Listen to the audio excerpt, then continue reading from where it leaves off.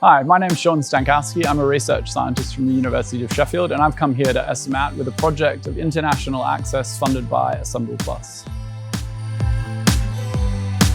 Our research group at the University of Sheffield is really interested in studying speciation.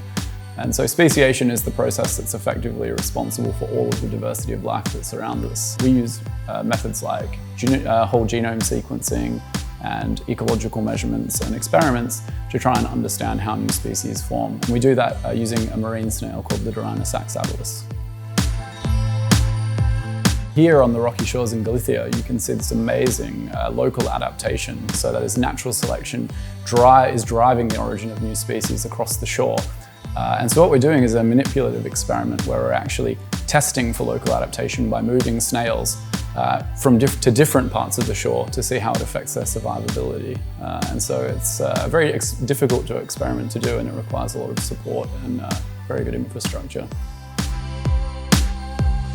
Well, it puts us right here on the coast, which is fantastic. It also has all the facilities that we need, and I mean the support from the people who work here has made the work, which would be quite difficult logistically, actually very easy. There were several different labs in different countries that worked on it for a long time. So there was a separate research group in Sweden, one in Spain, and then one in the UK. And over recent years, that's become far more collaborative.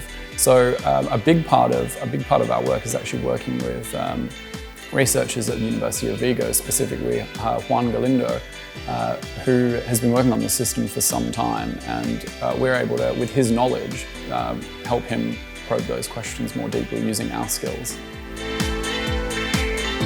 The thing I always remember is being here at my desk and being able to look up and just being on this amazing island and being surrounded by the ocean. So it puts you right where the study organism lives, and you can see dolphins swimming past, and it's always nice to meet all the lovely people that work here as well.